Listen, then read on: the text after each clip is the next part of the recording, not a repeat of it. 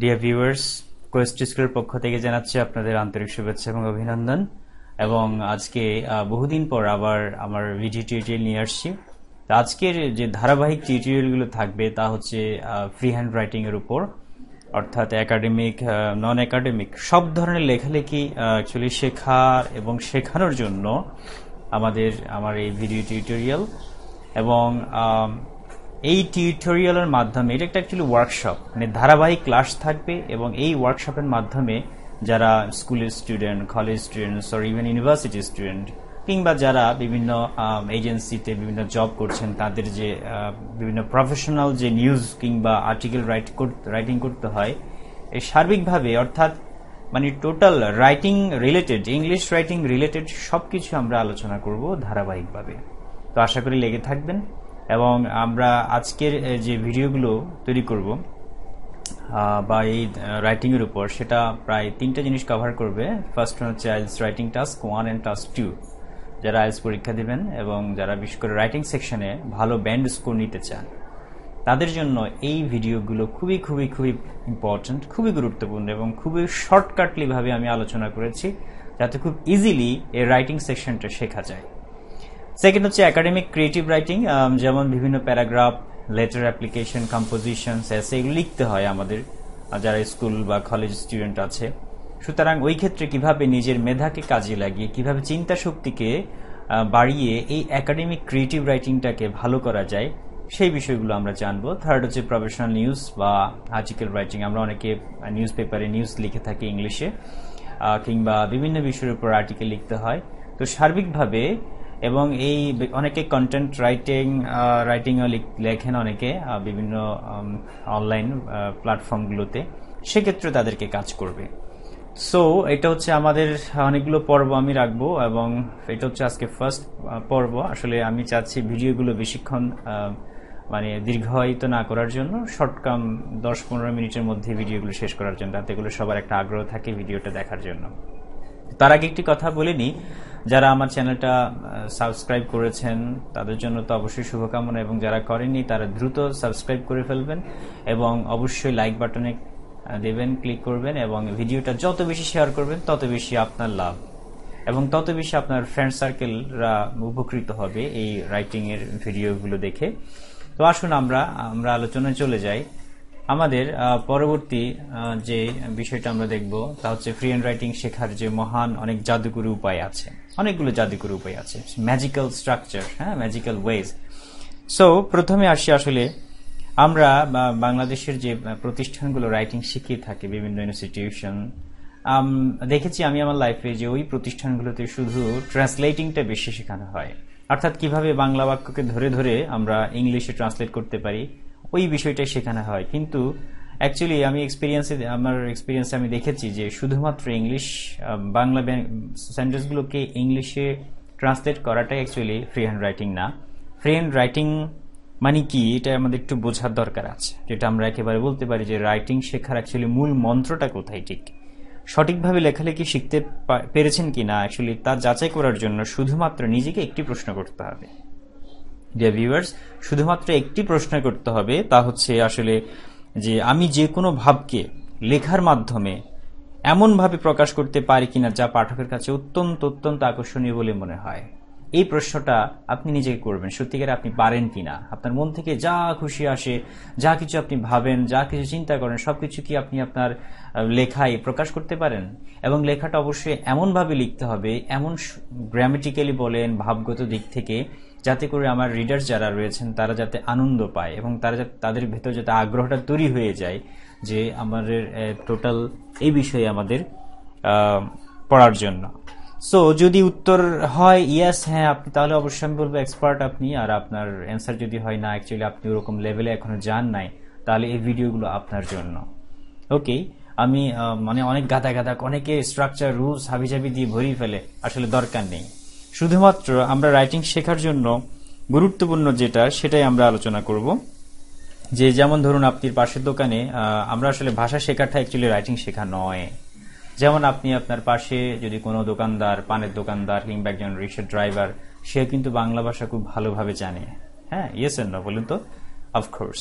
কিন্তু তাকে যদি আপনি বলেন যে ভাই আপনি একটু লিখে দেখান তো, একটা প্যারাগ্রাফ লিখে দেখান যে আসলে রিক্সাওয়ালার জীবন অথবা একটি পান দোকানের ইতিবৃত্ত, তাহলে কিন্তু তিনি লেখায় প্রকাশ করতে পারবেন না।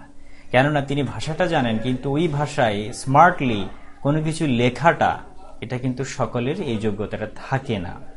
একইভাবে আপনি ইংরেজি ভাষা জানলেই যে আপনি একেবারে ইংরেজি ফ্রি হ্যান্ড রাইটিং শিখে গেছেন, অ্যাকচুয়ালি তা নয়। সো রাইটিং শেখার জন্য কিছু বিশেষ বিষয়গুলো আছে। তাহলে আমরা দেখতে পাচ্ছি এই আমাদের যে ফ্রি হ্যান্ড রাইটিং শেখার জাদুকরী উপায়ের মধ্যে প্রথম, অর্থাৎ রাইটিং শেখার ফার্স্ট স্টেপ হচ্ছে আপনার থিঙ্কিং, চিন্তা। চিন্তা ছাড়া, ডিয়ার অডিয়েন্স, আবার বলছি ডিয়ার ভিউয়ার্স, যে চিন্তা ছাড়া কিন্তু আপনি রাইটিং লিখতে পারবেন না।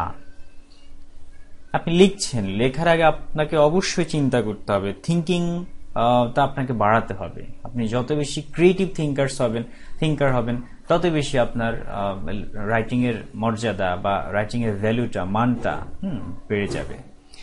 সো আমরা অ্যাকচুয়ালি কোনো কিছু লিখতে না পেরে আমরা হতাশ হয়ে যাই। আমরা তখন নিজেকে প্রশ্ন করি, কি শিখতেই পারলাম না রাইটিংটা।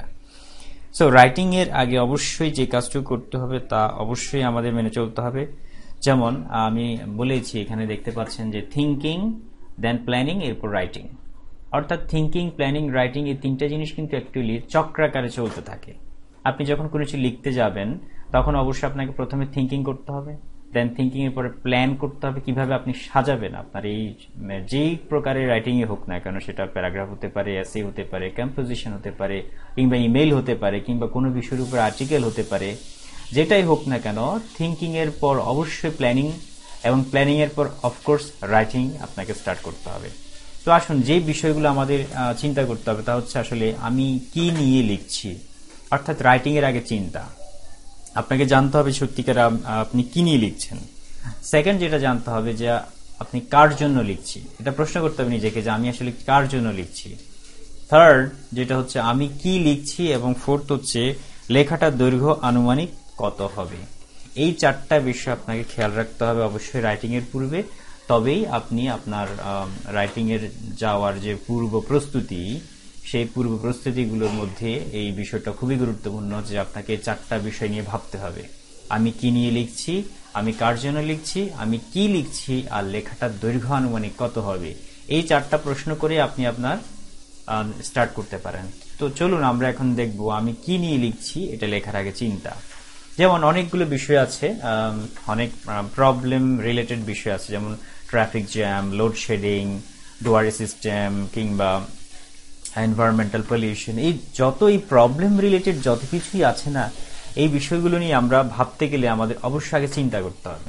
মানে আপনি লিখতে গেলে অবশ্যই first you have to think first. যেমন আমরা একটা এক্সাম্পলে বলেছি ডুয়ারি সিস্টেম, যেটার বাংলা অর্থ হচ্ছে যৌতুক প্রথা। এটা বুঝাই যাচ্ছে যে যৌতুক প্রথা অ্যাকচুয়ালি আমাদের বাংলাদেশে এটা একটা সামাজিক সমস্যা, এটা একটা প্রবলেম। সেই প্রবলেম রিলেটেড যা কিছু আছে তা লিখতে গেলে আপনাকে অবশ্যই বেশ কিছু চিন্তা করতে হবে। সে কি কি বিষয়গুলো নিয়ে আপনি ভাববেন আমরা বলছি। যেমন এটা কি, অর্থাৎ হোয়াট ইজ ইট। ফার্স্টে যে কোনো, যেমন সাপোজ ধরুন আপনি ডুয়ারি সিস্টেম নিয়ে আপনি একটা প্যারাগ্রাফ লিখতে যাচ্ছেন, তাহলে অবশ্যই আপনাকে চিন্তা করতে হবে অ্যাকচুয়ালি হোয়াট ইজ ইট, মানে ডুয়ারি সিস্টেমটা কি। আমরা যে কোনো যারা ভালো ভালো রাইটার বিভিন্ন প্যারাগ্রাফ লিখেছেন, বই লিখেছেন, তাদের বইগুলোতে দেখবেন যে প্রথমে তারা একটা সংজ্ঞা দেয়, ডেফিনিশন দেয়। এই ডেফিনিশনটা হয়তো ডিকশনারি থেকে হতে পারে, মানে প্রচলিত সংজ্ঞা, কিংবা আপনি চাইলে নিজ থেকে তৈরি করতে পারেন কোনো ক্রিয়েটিভ কোনো ডেফিনিশন। অর্থাৎ হোয়াট ইজ ইট মানে ডুয়ারি সিস্টেমটা কি, এটা বোঝাতে হবে। সেকেন্ড যেটা নিয়ে ভাবতে পারেন তা হচ্ছে এটার কারণটা কি, অর্থাৎ এর কারণ কি, হোয়াট ইজ ইটস কজ। যেহেতু এটা একটা সমস্যা, তার মানে এটার অবশ্যই কিছু কারণ থাকবে।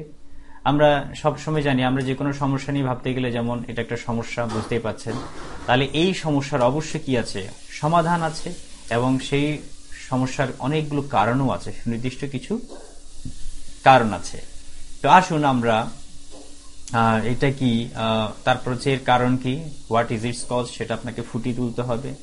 থার্ড যেটা করতে হবে তা হচ্ছে এর ফলে কি ঘটে বা কোথায় ঘটে, হোয়াট ইজ ইটস রেজাল্ট, আর ওয়ার ডাজ ইট হ্যাপেন, কোথায় ঘটে। সো দেখতে পাচ্ছেন যে আসলে তাহলে এটা একটু যেহেতু সমস্যা এই ডুয়ারি সিস্টেমটা, এবং এটার রেজাল্টটা কি, ডুয়ারি সিস্টেমের ফলে আমাদের সমাজে কি কি সমস্যা রেজাল্ট আমরা দেখতে পাচ্ছি, কি ফলগুলো হচ্ছে, সেই বিষয়গুলো আপনাকে ওখানে ফুটাতে হবে বা তুলে ধরতে হবে। ওয়ার ডাজ ইট হ্যাপেন, এবং এই ডুয়ারি সিস্টেমটা কোথায়, গ্রাম অঞ্চলে বেশি হয় না শহর অঞ্চলে বেশি হয় নাকি কোথায় হয়, ঠিক এক্স্যাক্টলি ওই বিষয়টা নিয়ে আপনাকে আলোকপাত করতে হবে।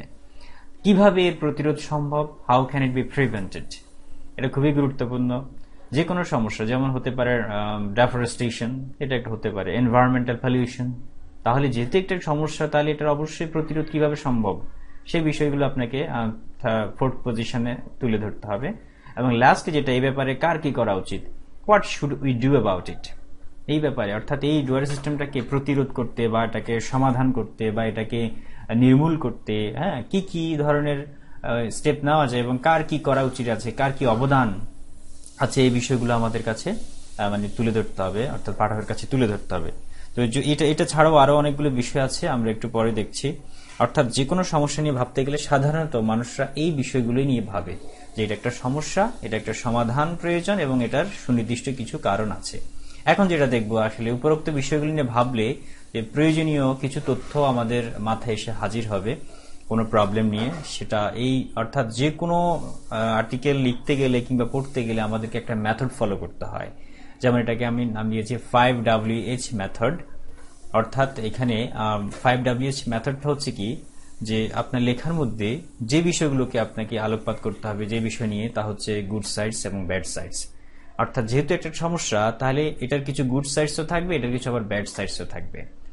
এবং বিশেষ করে সমস্যা ছাড়াও যে কোনো বিষয়ের উপরে দুটো জিনিস থাকবে। এবং what, who, why, when, where, how, এই 6টা WH কোয়েশ্চেন্স দিয়ে আপনাকে অবশ্যই অবশ্যই চিন্তা করতে হবে। যেমন ধরুন, আপনি হোয়াট একটু আগে বলেছেন, হোয়াট ইজ ইট, এটা কি, অথবা এই ডুয়ারি সিস্টেমের সাথে কারা কারা জড়িত, হ্যাঁ, হু আর ইনভলভড, অথবা মানে কারা ভুক্তভোগী, সেই বিষয়টা আপনাকে ফুটাতে হবে। এবং ডুয়ারি সিস্টেম পেছনে কেন ঘটে, অর্থাৎ এই যৌতুক প্রথাটা আমাদের বাংলাদেশে কেন হয়, এই উভয়ের উত্তরগুলো আপনাকে অবশ্যই তুলে ধরতে হবে। এবং হোয়েন, মানে কখন কখন হয়, কোন কোন ঋতুতে হয়, কোন কোন সময়ে হয়, বা আজ থেকে কত বছর আগে স্টার্ট হয়েছিল, বর্তমানে কি চলছে কিনা, এই বিষয়গুলো হোয়েনের মধ্যে থাকবে। এবং প্লেসটা, অর্থাৎ এই সমস্যাটা কি গ্রামে বেশি না শহরে বেশি, নাকি মফস্বল শহরগুলোতে, কোথায় কোথায় এটা বেশি হয়, সে বিষয় নিয়ে আপনাকে আলোকপাত করতে হবে। আর কিভাবে সেগুলো প্রিভেন্ট করা যায়, কিভাবে এটা নিয়ে আমরা সমাধান আসতে পারি, হ্যাঁ, এই বিষয়গুলো আপনাকে অবশ্যই অবশ্যই চিন্তা করতে হবে। আবার যারা রাইটিং এর চেয়ে যারা রিডিং করতে চান, যেমন বিভিন্ন কম্প্রিহেনশন সলভ করতে হয়, প্যাসেজ সলভ করতে হয়, সেক্ষেত্রে আপনাকে এই 5WH মেথডটাকে অ্যাপ্লাই করে করে ইনফরমেশনগুলোকে খুঁজে খুঁজে বের করে আনতে হবে। যদি আপনি পারেন তাহলে আপনি একজন ভালো রিডার, লিখতে পারলে ভালো একজন রাইটার হয়ে যাবেন। ঠিক, এখন আমরা দেখবো অ্যাকচুয়ালি যে দ্বিতীয়, আমি কার জন্য লিখছি। লেখার আগে অবশ্যই আপনাকে চিন্তা করতে হবে আপনি কার জন্য লিখছেন, ভেরি ভেরি ইম্পর্টেন্ট। তো আমরা সাধারণত যখন যদি বলা হয় যে আপনি একটি বিষয় নিয়ে লিখছেন, তাহলে আমরা প্রথমত স্কুলের বাচ্চাদের জন্য লিখতে পারি। তাদের জন্য লিখতে গেলে আপনার লেখার স্টাইলগুলো একরকম ধাঁচের হবে, এক ধাঁচের হবে। আপনি যদি একটি পত্রিকার সাধারণ পাঠকদের জন্য লিখতে যান, তাহলে আপনার স্টাইলটা একটু অন্যরকম হবে। আর ওই বিষয়ে যদি আপনি কোনো এক্সপার্ট, হ্যাঁ, পণ্ডিত ব্যক্তিদের জন্য লিখতে যান, তাহলে আপনার লেখার স্ট্যান্ডার্ড, লেখার যে একটা ভেরিয়েশন, লেখার যে একটা মান, সেগুলো অবশ্যই উন্নত হতে হবে। তাহলে আমরা বিভিন্ন ক্যাটাগরির জন্য, বিভিন্ন রকমের পাঠকদের জন্য বিভিন্ন স্টাইলে আমরা তৈরি করতে চাই। যেমন আপনি স্কুলের বাচ্চাদের জন্য কোনো ছোট্ট একটা আর্টিকেল বা কোনো রচনা যদি আপনি লিখতে যান, সেক্ষেত্রে যদি আপনি কঠিন কঠিন কিছু ভোকাবুলারি, কঠিন কঠিন কিছু প্রভার্ব, কঠিন কঠিন কিছু ক্লজেস, ফ্রেজেস আপনি ব্যবহার করে জটিল করে তোলেন, তাহলে কিন্তু স্কুলের বাচ্চারা সেটা মজা পাবে না এবং তারা একটা সময় আগ্রহ হারিয়ে ফেলবে। হ্যাঁ, আবার আপনি যদি ওই বিষয়ের পণ্ডিত, খুবই অগাধ পণ্ডিতের অধিকারী, হ্যাঁ, ওনাকে উদ্দেশ্য করে আপনি লিখছেন, অর্থাৎ আপনার অ্যাভারেজ পাঠক হচ্ছে এক্সপার্ট ব্যক্তিরা, তো তাদের জন্য আপনাকে অবশ্যই স্ট্যান্ডার্ড একটা ফরম্যাট মেনটেন করতে হবে। সেক্ষেত্রে যদি আপনি সহজ সিম্পল সিম্পল বাক্য দিয়ে লেখেন, তাহলে সেক্ষেত্রে পণ্ডিতরা আসলে মজা পাবে না, মানে তারা ভাববে যে আসলে লেখার মানটা তো একেবারে সিম্পল, খুবই সহজ। হ্যাঁ, তো এই বিষয়গুলো খেয়াল রাখতে হবে। অর্থাৎ লেখার পরে, অর্থাৎ কিভাবে আপনি লিখবেন, মানে প্রথমে হচ্ছে কি আপনি কি নিয়ে লিখছি, কার জন্য লিখছি, এটা খুব ইম্পর্টেন্ট দুটো বিষয়। এরপর হচ্ছে আমি কি নিয়ে লিখছি। লেখার আগে আপনাকে চিন্তা করতে হবে, অর্থাৎ আপনি কি একটি চিঠি লিখছেন, নাকি প্যারাগ্রাফ, নাকি রচনা, আর্টিকেল, নাকি বই। এই বিষয়গুলো খুবই গুরুত্বপূর্ণ, কেননা আপনি যদি চিঠি লিখেন তাহলে তার নির্দিষ্ট একটা ফরম্যাট থাকবে, তার লেখার ভাষা একরকম হবে। যদি আপনি প্যারাগ্রাফ লিখেন তাহলে আপনার অবশ্যই একটা ডিফারেন্ট ফরম্যাট ফলো করতে হবে।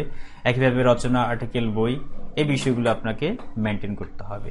তাহলে আমি কি লিখছি, লেখার আগে অবশ্যই আপনাকে চিন্তা করে সাজাতে হবে, তারপর আপনি নামবেন।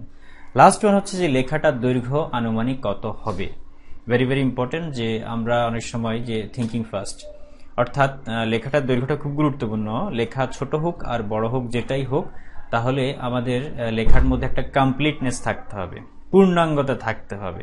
হ্যাঁ, তো পূর্ণাঙ্গতা না থাকলে কিন্তু সেই লেখাটাকে আমরা মানে পরিপূর্ণ একটা লেখা বলতে পারি না। সো কোনো লেখাকে আপনি ছোট বড় করতে পারবেন, অবশ্যই ছোট বড় করতে পারবেন, সেটা পূর্ণাঙ্গতা মেনটেন করে আপনাকে ছোট বড় করতে হবে। সো ছোট বড় করার জন্য আপনি যেটা রিমুভ করতে পারেন, যেমন কিছু এক্সাম্পলসকে আপনি চাইলে কমাতে পারেন, তাহলে লেখার মানটা মানে সাইজটা ছোট হবে।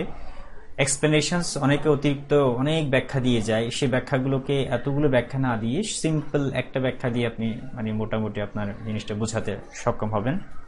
তাহলে আপনি এক্সপ্লেনেশনগুলো আপনি রিমুভ করে ছোট করতে পারেন। আননেসেসারি ডেসক্রিপশনস কিংবা রিটোরিক্যাল কিছু ল্যাঙ্গুয়েজ আছে, অর্থাৎ কিছু ফিগার অফ স্পিচ আছে, যেমন সিমিলি, মেটাফোর, এই ধরনের অনেকগুলো হাইপারবোল, হ্যাঁ, অ্যালিটারেশনস, অনেকগুলো, এটাকে বলা হয়